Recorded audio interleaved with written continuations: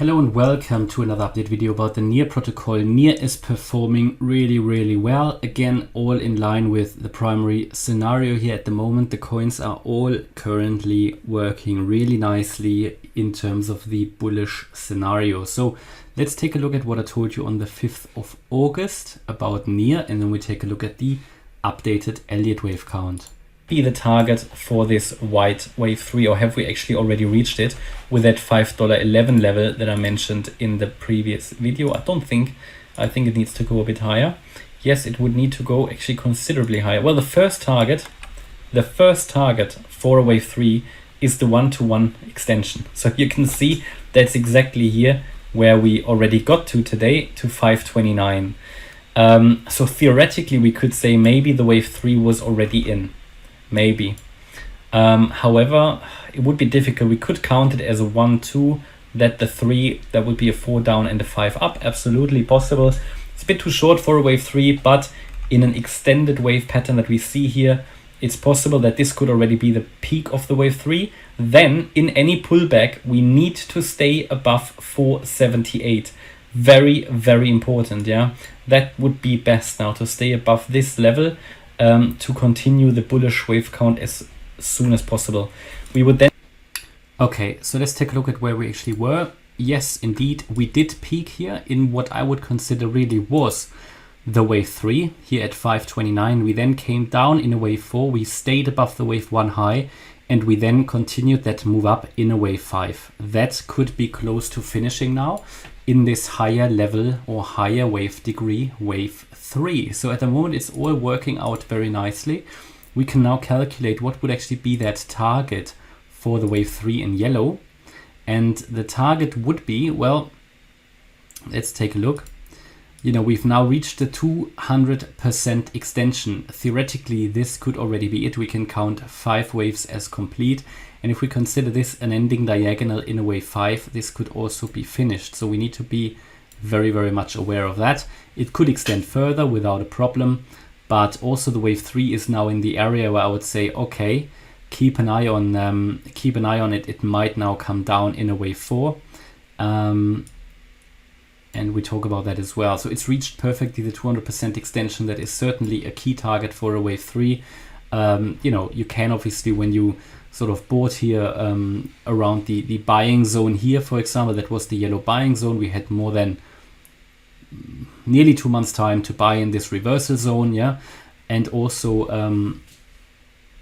this dip, which was a wave 2, yeah, was also another opportunity to get in. If you did, and if you're in profit, of course you can think about taking some profits now, but bear in mind this would only be the wave 3 in yellow.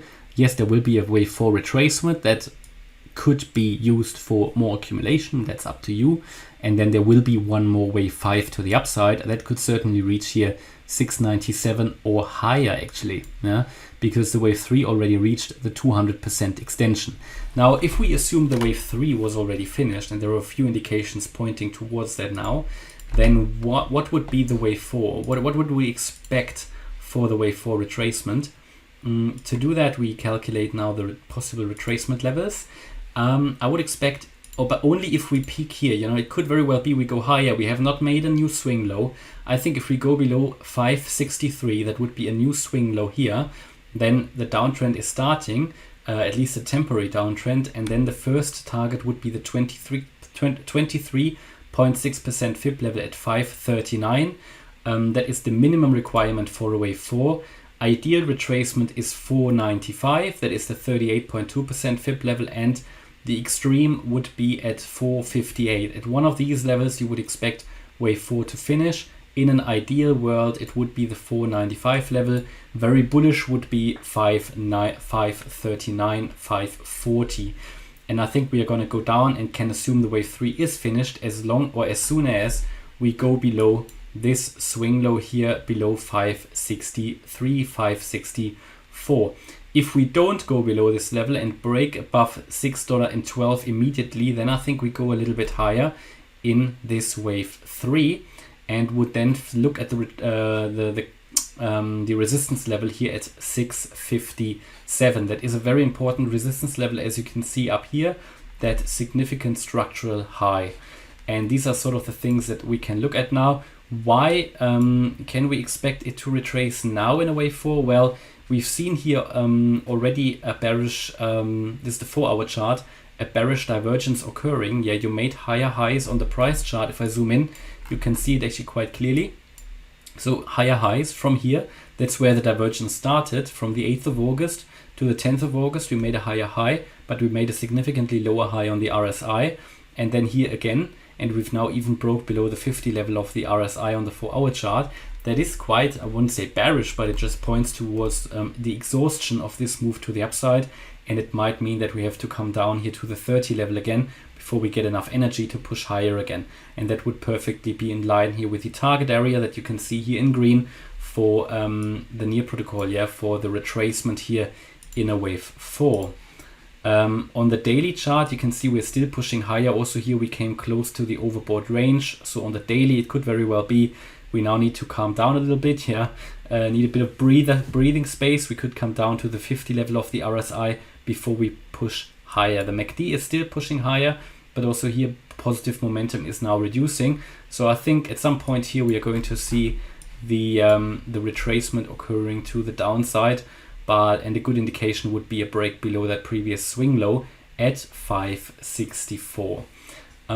Imminently here on the hourly chart, here you can see very clearly we have not yet made a lower low.